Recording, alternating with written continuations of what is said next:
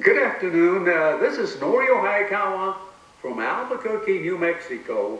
And today I'm right here, just north of Socorro, but actually in Socorro County right here, looking at this amazingly interesting, what I call volcanic plug. It's called the Black Butte.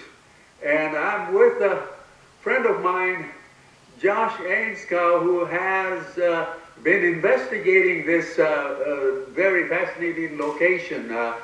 Josh, where are we right now? Right now, Norio, we're in between Socorro County, Socorro, New Mexico, and Valencia County. In one direction we have Aguita, and the other end of Highway 60, you'd be heading toward Willard and Mountain Air. The other direction of Highway 60, you would have the very large array.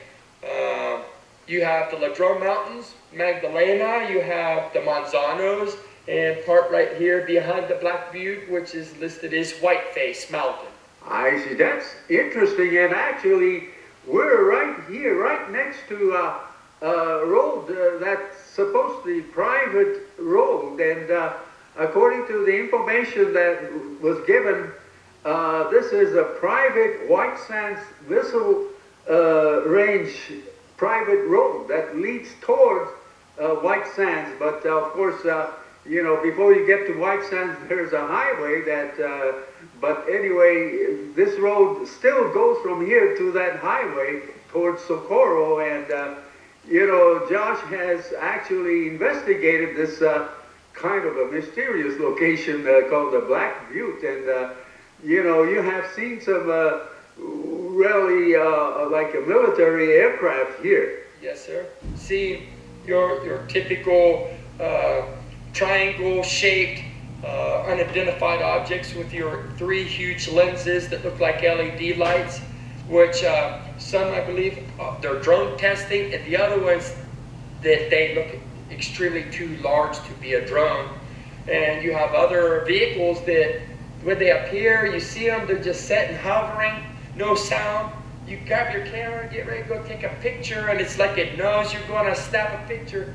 It disappears, you look, and it's reappeared in a different direction of the Black Butte or towards also Cannon Air Force Base. The Special Ops Base is not very far from here, so stuff heads that way very quickly in the blink of an eye. Wow, that is just so fascinating. Like I said a little while ago, you live not too far from here, and you have moved from North Carolina? Charleston, South Carolina. South Carolina, just a few years ago, and he told me that this used to be an open location for the public, but just recently they closed down all the roads that lead to the hiking course of this Black Butte. What do you think is going on?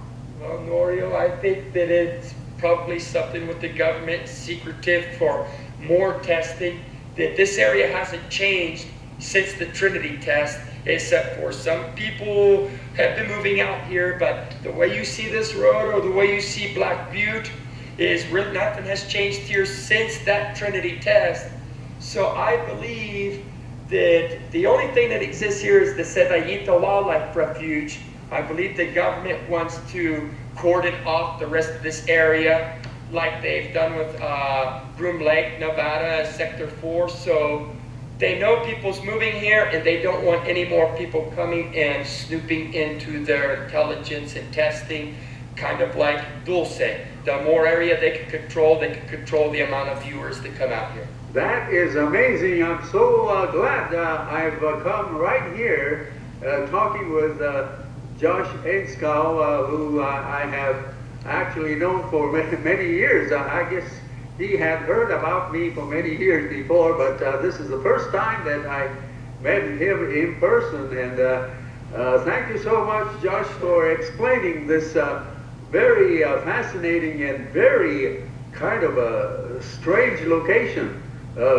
Somehow closed off to the public until, you know, right now actually, but was open to the public for hiking but now it's closed because of possible testing of sensitive materials, and even we don't know what's inside that Black Butte.